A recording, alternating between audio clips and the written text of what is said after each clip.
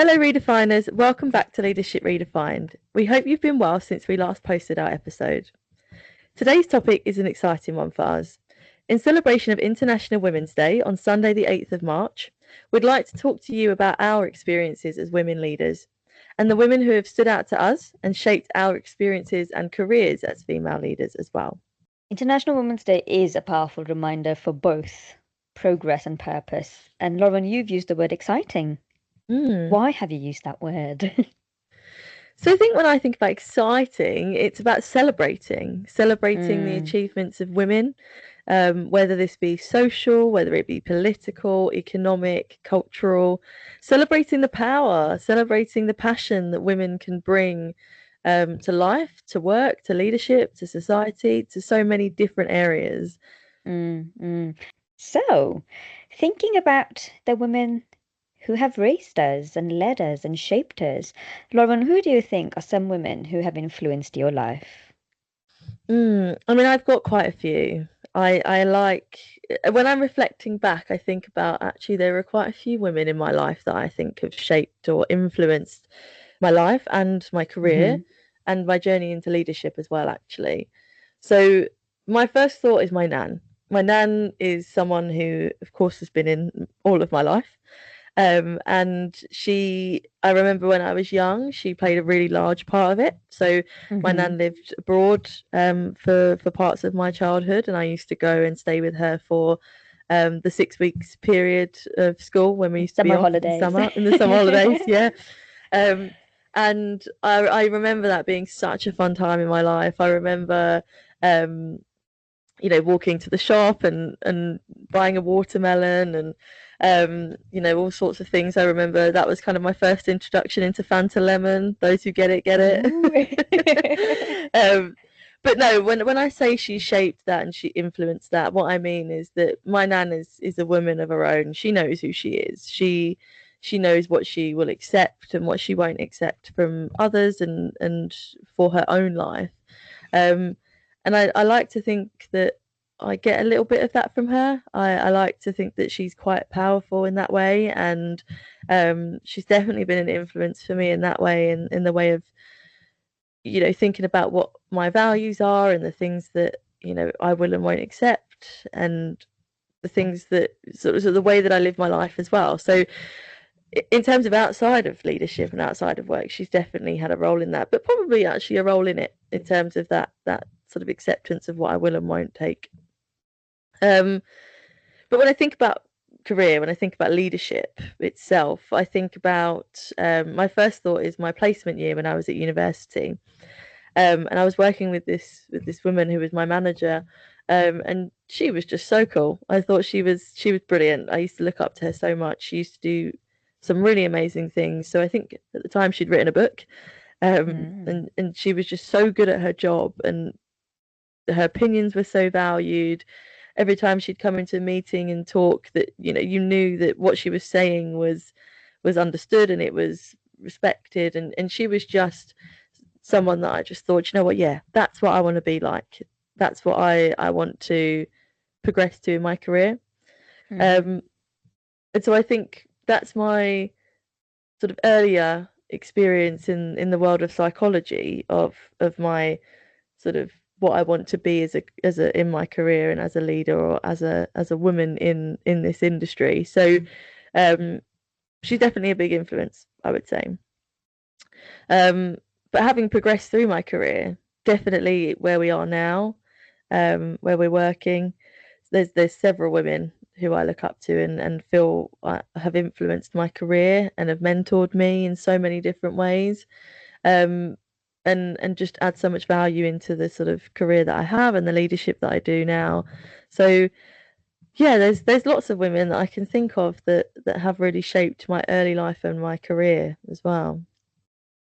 Oh, it's interesting how you went from early life all the way to career and how different people in that space of time have had an influence. And it's still that nurture of, relationships, the people around you, and how you learn. Yeah, and they're not the only people that have influenced. I've got lots of people in my life still who influence in lots of different ways. So, like my best friend's mum. She's definitely had an influence on my life, and she's supported me and things like that. So she's had that kind of influence in my personal life, but also my dance teacher. One of the things I did a couple of years ago was step out of my comfort zone and try a new dance class, and she's had a really big influence in my life, in my confidence, and other ways as well. So, but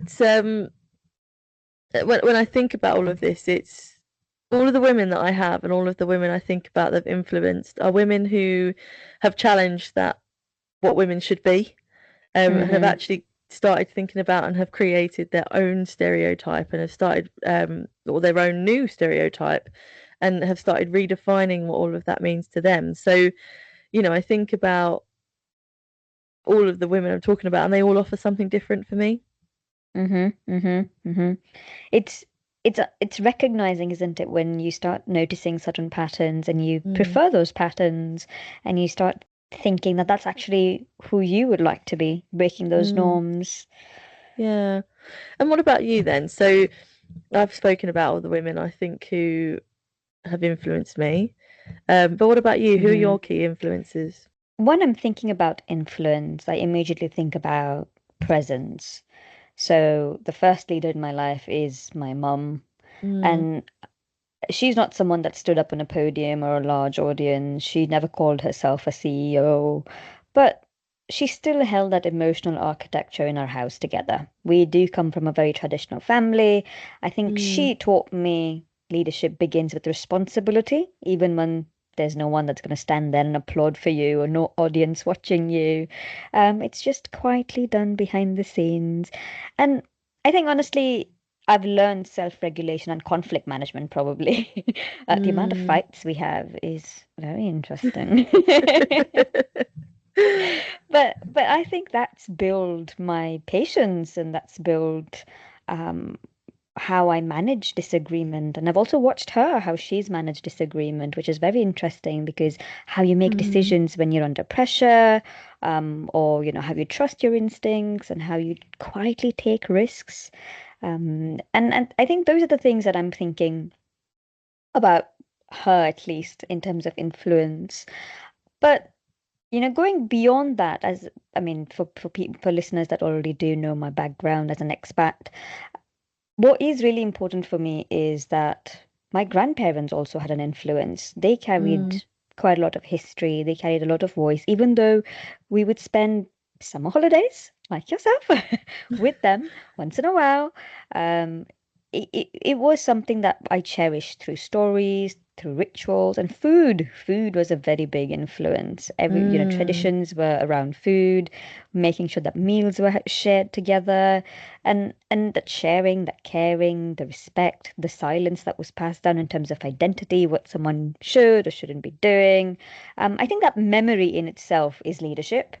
It sort of protects the continuity, and it's where you start seeing that women are the guardians of culture.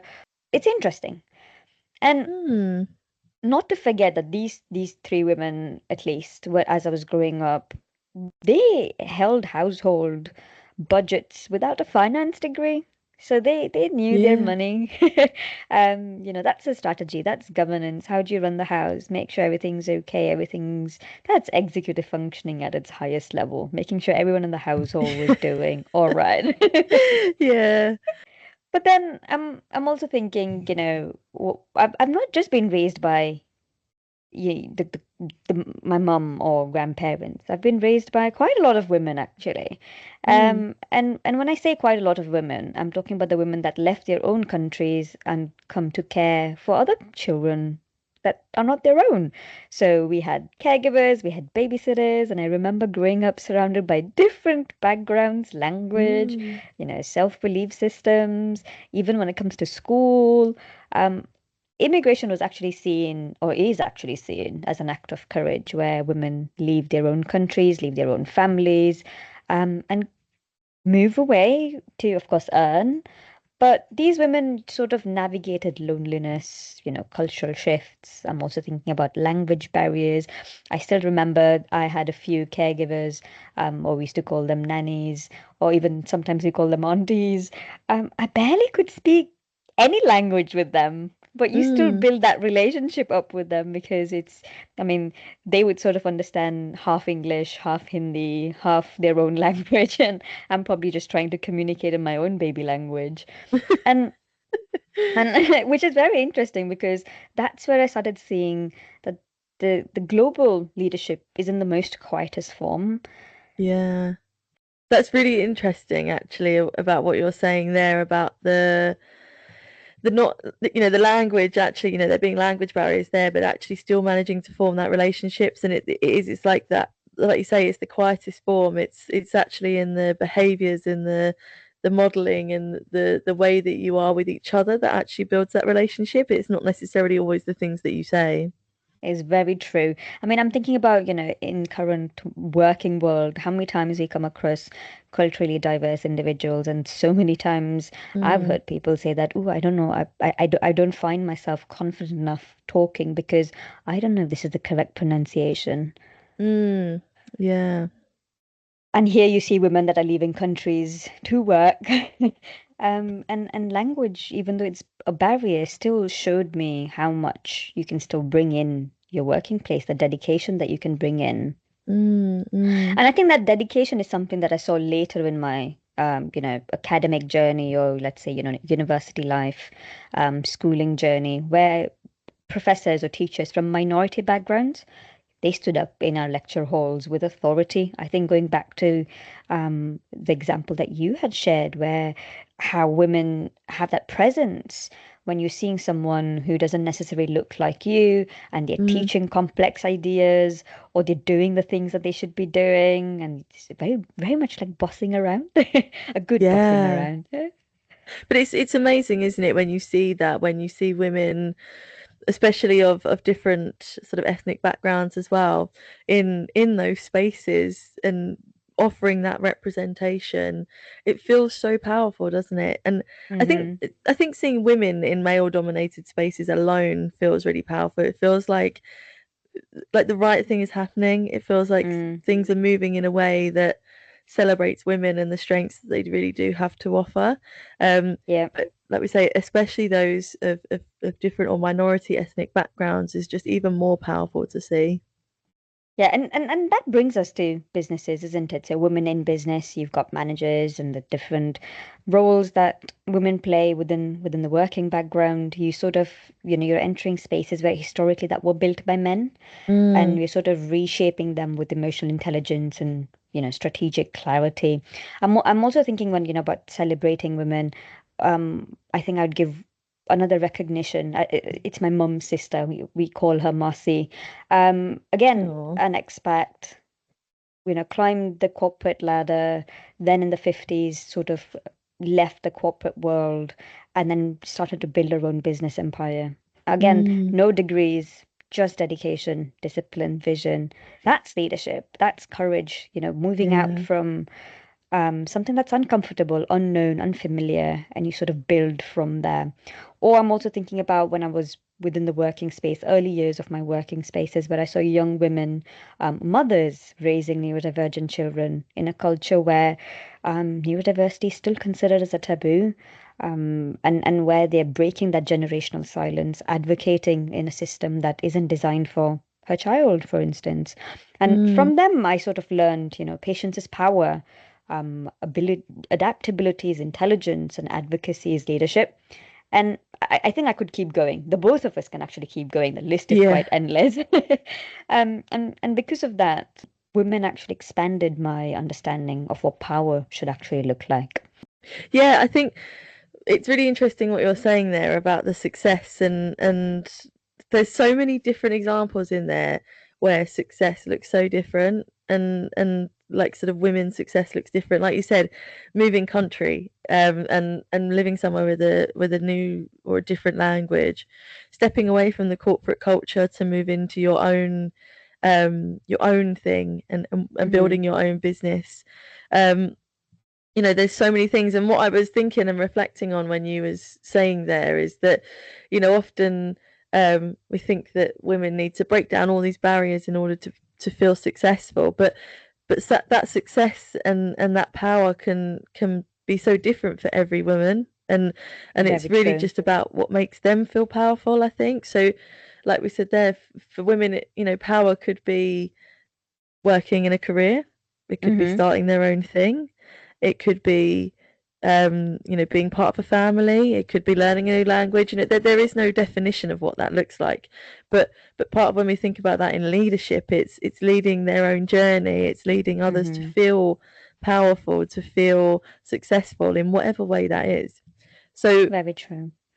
I was just sort of thinking about that, and just how much I love seeing women succeed, and how much I love seeing women feel powerful in themselves in whatever way that is, whether it is career, whether it's, you know, not career, whatever that is for them. But seeing women succeed, I think that feels so powerful, and that feels so empowering as well. Mm-hmm. Mm-hmm. Mm-hmm. Yeah, I think empowering is the word that I will hold on to. But Mm. let's I mean, I'm thinking if you had to imagine a woman leader, who would that be? So when we were planning this episode, the woman or the person or character, I should say, really, that comes to mind when I think about woman leader is Elle Woods. So for anyone who's watched Legally Blonde, um, and I think the reason is I think it's because I resonate with her. And the reason I resonate so much with her is because what I love about her is that she's like ultra feminine, right? She's what you think about when you think about like an ultra feminine person, but yet she proves that you can be that, but also be fierce, be powerful, be successful, and be yourself and understand yourself. And I think that's the thing for me is that, you know, initially you might think, well, why is it Elle Woods? But it's because of it's because of the person that she evolves into at the very end, when she still doesn't lose herself in becoming successful and becoming powerful. And I think actually coming back to that original question of who's influenced me, maybe that film has influenced me as well, because I like to I like to take care of that kind of feminine side of me. As if you're aware, my favorite color is pink. For any listeners who want to know, and I do love to embrace that side of me, and I feel like that's a really strong part of me. But yet, I also like to manifest that in my leadership as well, and manifest that in my career, and sort of feel powerful and empowered in that way as well. I think it's interesting because it sort of highlights the idea that femininity and strength are not opposites. Yeah, exactly. Yeah, It yeah. It's does. it's It does. it's embracing the interest and still being intelligent, ambitious, and highly successful all at the same time, or carrying a dog.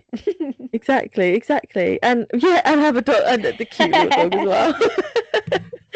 And I think as well there's a kindness to her as well. You know, she at no point do I feel that she's malicious or unkind. And I think that's also really important, is that you can be all of those things and you can still be kind, you can still be a nice Hmm. person. And I think that's also really important. Um but what about you? So if you could imagine a women leader, who would that be?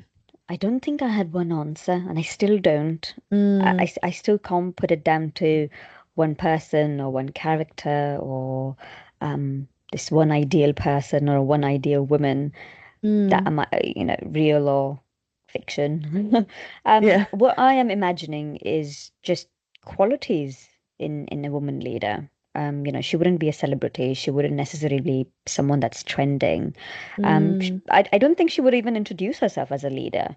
The woman that I picture is most clearly someone who stands in front of a room and speaks about purpose and not position. okay. So she could teach with, let's say, conviction, but also with compassion. She has this ability to hold strength and softness in the same sentence. So it could have that authority, but also a lot of creativity alongside it. So it's Mm, it's where she creates the space for people where others can be seen, heard, challenged, or even elevated. So creating a space where mm, and what I'm thinking is what I admire most about her is that she would lead from a place of discipline, forgiveness and resilience. She doesn't just, instruct. She also needs to model it. That would be someone that I look up to. There's something timeless about that leadership. It sort of reminds me of the ancient stories where women rose in the moments of uncertainty. They've advised other people, protected nations, spoke wisdom when there's chaos. Where women actually choose courage. It doesn't have to be loud. Where they balance responsibility, expectation, personal ambition, and you sort of carry all of this community weight while maintaining your own identity. So it's not just all about I, it's also about we. So it's nurturing without losing authority. So she would, even if there's correction that's needed, it would be done in an humbling manner. She would empower. And I think that's layered leadership. And that's where I start seeing or imagine how leadership of women should look like. Yeah. And you said about the modeling of that and the modeling of herself as a leader. And that's absolutely essential as a leader, isn't it? You can't lead someone or yourself into something that you wouldn't model yourself. And it's funny you're saying that, and I know you as a leader and I know you as a person, and I see that in your leadership. I see you modeling the way that you want others to be. So it's funny that this is your ideal, because it's you do these things. Well, that's very interesting that you said it's me, but I don't think I'm the perfect version of it. Well, there's always room for improvement, but I think which is interesting, because when I was reflecting on this, I kept using the word should, and I think that's something that I should reflect on. Are there too many shoulds that I'm putting onto, where again, that's a complete different podcast one day, maybe. It's the shoulds and the woulds and the barriers that we put on ourselves. Yes, we could spend a full hour talking about that, I'm sure. As you're sharing this, I think in the most interesting, light-hearted way possible. How has your identity as a woman influenced how you lead, since you've shared your thoughts on? So I think when I was sort of thinking about this question, I was thinking about my ideal leader. So when I think about Elle Woods, for example, and I come back to the word kindness, and I come back to the thought of thinking of others around you, and I think my identity has, well, I've learned in sort of understanding my identity the value of relationships, and the value of relationships with myself, but also relationships with other people. I think part of my journey in life, in leadership, has been understanding myself as a person, the things I like, the things I don't like, the things I find interesting, the things I don't, how I want to spend my time, amongst many other things. And that's been the relationship building with myself. And that's been really, really important, because that's led my leadership in terms of my, like, I've said it's time and time again, my values, the things that I want to do, the career that I want to have, the things that are important to me. And it always comes back to those relationships, but also relationships with other people, and knowing that you can't lead by yourself. You need other people around you, whether it's that you're leading other people, whether it's the support networks that you have around you. And we've said this in earlier episodes. And so I think, when I think about things like relationships and the relationships I've built, I admit I found it difficult because of things like social media and the expectations that are on women to be a certain way. And when you don't necessarily meet that, it makes it harder to build relationships with yourself and with other people around you.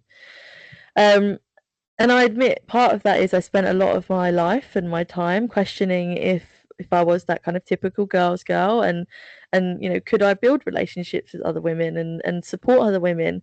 And actually I found that in all of that yes, I am a humongous supporter of women and their success, and actually I love the idea of empowering women.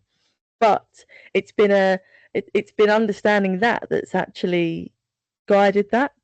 Um, and so I actually think by not understanding that and not feeling that way previously, I've had to work through that, and actually it's led and it's guided my leadership journey. But also another way is that in wanting to support other women and empower other women, I've then put myself into spaces where it is women dominated, and actually that is just such an uplifting space, and I'm able to learn so much from them as well in my own leadership and the way that I sort of conduct my career as well. I was just engrossed in what you were sharing. I think leadership is grounded in that kindness, that genuine connection, the relationship that you build with self, with others, the empowerment that you need, overcoming the self-doubt or the expectations, creating an environment where women uplift each other, empower each other, being strong role models. There's so much that I was taking away. So thank you for sharing, actually. That's absolutely fine. What about you? It's time for me, isn't it? We get there every time. Yeah, right. So, I think being a woman has shaped how I lead in ways that I actually didn't realize at first. Or I don't even know if I still realize it sometimes. I need to take a step back and then remember actually, leadership research often shows that women tend to score themselves in higher scores when it comes to intelligence, when it comes to empathy, collaborative decision making, or even long-term thinking. Do I do all of that? Maybe. But what I do notice is that but when you look at the studies around transformational leadership, it consistently finds that women are more likely to lead through inspiration, through mentorship, shared vision rather than control. And that's where I sort of see myself when it comes to, when we talk about inspiration, when we talk about building strength, building trust, the loyalty, sustaining teams. That's where I think my strengths lie. What I've noticed is that where sometimes research does share this, but I personally want noticed it myself, which is women often are evaluated quite harshly. And I think that's where when I said initially that do I really see women, me being a woman, having a shape? And the answer is yes, because I do know I will be evaluated quite harshly compared to a male colleague. So, if just to think about some simple examples, let's say if we were decisive, we can often be labeled as being difficult. Let's say if we were being collaborative, we could be seen as, oh, you're too weak. Or let's sharing something that I clearly wanted and I was being assertive, that could be labeled as you're aggressive or you're too intimidating or you're too much. There's a lot going on. And I think that's that constant calibration or navigating the room at all times. So, for example, in one room you might be too modern, in the other room you might be too traditional, in the other you might be too ambitious, and in another room maybe you're not too ambitious enough. So, it's leading is often in layers. So, I could lead intellectually. You can prepare, you can research, you can think strategically. You could lead emotionally, which is where you start paying attention to the relationships, like you've mentioned, and then also the dynamics around you and your energy. You could lead culturally, and I understand that context really matters in different rooms. And also, you can lead morally. So, thinking about your own values, your own belief systems, and how you anchor them in decisions, in principles, and not an ego. Ooh, that's an interesting one. Yeah. So, I'm thinking, being a woman didn't make leadership harder or easier. It just makes it more more nuanced. It's taught me adaptability, self-regulation, how to take authority. It doesn't have to be loud, but it just has to be effective. And perhaps that's more important. It's teaching me that I don't have to choose between strength and softness. And I was listening to what you were saying about what you just said there about in one room you might be too modern, in another you might be too traditional. And kind of lapping that back in with what I said about the relationship with yourself. And I think that's why things like that are so important, because for example, if you're a woman in a male-dominated space, or you're a woman of a minority background in again in a kind of space where you are the minority, understanding yourself, understanding that relationship with yourself, and knowing sort of what's important to you is crucial. It anchors the way that you are as a leader, doesn't it? It anchors the way that you Mm. are with other people, the way that you navigate relationships, and sort of dynamics when you're leading as well. So yeah, it's really interesting how our things are kind of fitting in so nicely together. Yeah, yeah. And I think the pattern that I'm noticing is we both use the word empower. Yeah, yeah, definitely. So I want to explore that further is, how can women leaders empower each other? What can we actually do? Or what do we see and hear? Wow, lovely use of clean there.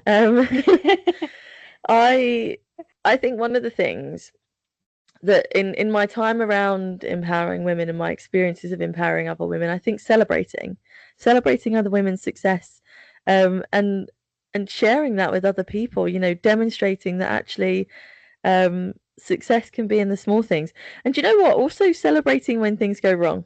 I think Hmm. celebrating and learning from that, and knowing that actually if you mess up, if you make a mistake, it's okay. We can learn from it. And so I think it's just it's not judging other women for their success, or Mm. even having a different idea of success as well. We've said it as well in this episode that success and leadership can look so different for different women, um, but not kind of judging um, or feeling like you can't empower that woman because their idea or her idea of success and leadership looks different. So I Hmm. think Hmm. it's I think it's shouting that success, it's celebrating that, it's it's clapping in for and complimenting those women, even if it's from the sidelines. I think Hmm. that's really Hmm. important. Yeah. Well, the minute you said sidelines, all I could hear or think about is being a cheerleader. Yeah. Well, that's it. Yeah. It's being a cheerleader for other women. It is okay for you to do that. And actually, it's amazing. Mm. I've found when you're in those spaces, it not only does it empower other women, but it empowers yourself as a woman as well. It creates a space where women feel safe with one another. And I think that's Hmm. really Hmm. important. Yeah, Um, I think it's celebrating that success, isn't it? It's being around, uplifting each other, mm, and just moving from a place where no one's trying to bring anyone down. no, no. We're not competing with one another. Mm-hmm, mm-hmm. I think that's exactly what I was thinking. It's not a competition. It's Mm, meant to be shared. exactly, exactly. And it's so powerful when you start to sit in those spaces and sit around women that want the best for you, because Mm. they'll be your biggest fan, and it's amazing. Yeah, It really is yeah. amazing. So for you then as well, carrying on this theme of empowerment, what other ways do you think that we can empower, or women leaders can empower each other? Acknowledging the fact that we've already spoken about competition and Mm. celebrating. If we go, one step forward, I'm thinking about protecting. So protecting community, speaking up, Oh. speaking out, advocating, thinking strategically. I'm also thinking about, when you stand firmly in moments of crisis, when things go Mm. wrong, be there for each other. Yeah. Yeah. Be that It's not support always going to be network you great. want. Yeah. Yeah, yeah. I quite often when I'm sitting with people and talking, like, okay, what support do you think you need? And they always say, oh, I wish there was this one awesome person who could just Mm. fix it. I'm like, Mhm. let's just be that person. Yeah. Yeah. Yeah, you're absolutely right. Is interesting in all of the stories that we gave about the women that influenced us. It was that we saw that woman as powerful. We saw that woman as cool. We saw that woman as someone who we looked up to and was able to be there for us. So yeah, Hmm. definitely Hmm. be that woman for other women. That's where you start empowering. That's where you start. It's not just being on the sideline, it's being more active, it's mentoring, it's creating that space for advocacy. And especially when someone, and doing that even when someone's not in the room. So that person does not have to be Mm. in the room, but you still do it. Yes, You still yes, speak I love highly about that. that person. Yeah. I love that. I love that. Celebrating them when they're not there. Yeah. Yeah, it's not just in Amazing. front of them. It's holding that space even when they're not there. I think it's about, sharing knowledge.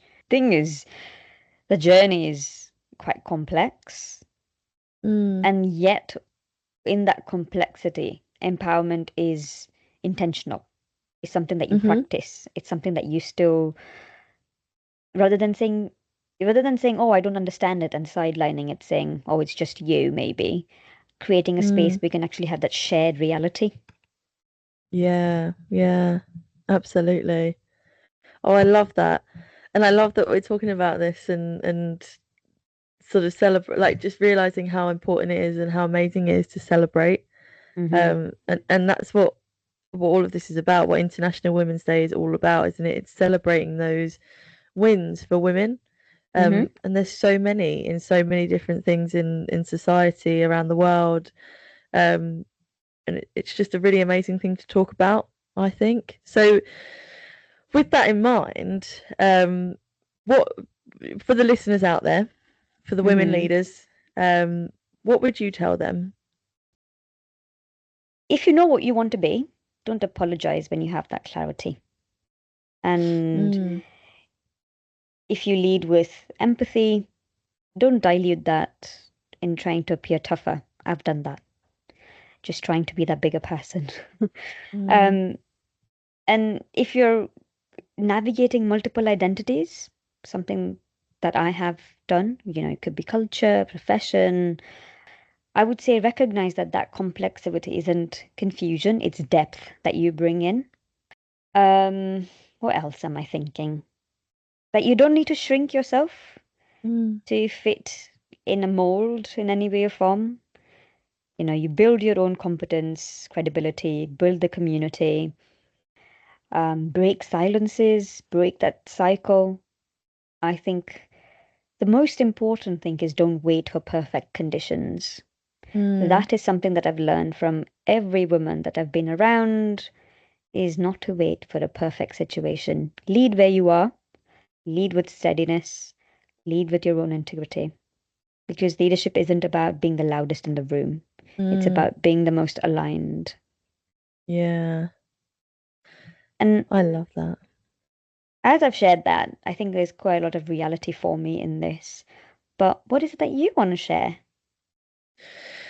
I was listening to the things you were saying, and firstly, I just want to say I agree with everything you've just said there, but also sort of around and I've said it throughout this episode, understand yourself first Mm-hmm, mm-hmm, and understand what it means for you as a woman in a leadership role and in life and how you want that to resonate and how you want that to manifest. Um, find the things that are important to you, and use that to guide your leadership journey. I think is something that I resonate with, and would like others to know as well. Be the cheerleader, be the cheerleader for others, and people will mm-hmm, cheerlead you back. Um, and will create that space for you. Um, and not in a a tit for tat or a I'll give this to you and I'll cheerlead you for that back, but generally it just creates a space that if you cheerlead for others and you motivate and celebrate others, they will celebrate you back, and it's a really empowering space. um and and not compete with others in that way as well, similar kind of thread, I suppose. um but I think similar to what you've said there, I like the idea of not shrinking to follow the narrative of others, um, and not necessarily apologizing for that either. Being confident in yourself, confident in who you are as a woman, as a leader, and using those things as strengths. So, like you said about empathy, that kindness, using that to your strength, using that to stand out as a leader, to be a different leader, and to redefine your leadership. Um, ooh. yeah, I threw that one in, didn't I? um, but I think that's it, really. I think all of those things together is understanding yourself, celebrate others, and they'll celebrate you back. And don't apologize, or don't feel you need to apologize for being yourself in a leadership role Mm-hmm, as well, mm-hmm. and letting that redefine your leadership journey. Yeah, so I think that's the common thread that we have is courage. It's the courage to challenge expectations, to support each Mm, other, women wholeheartedly, step mm, into spaces with confidence and your own authenticity. It doesn't require that you have to minimize yourself or be mm. someone else in a room. Well, thank you so much for listening. We hope you've enjoyed today's episode and hopefully something has resonated with you, because it's absolutely resonated with me and I really, really enjoyed talking about it. Um, and we look forward to you listening to our next one.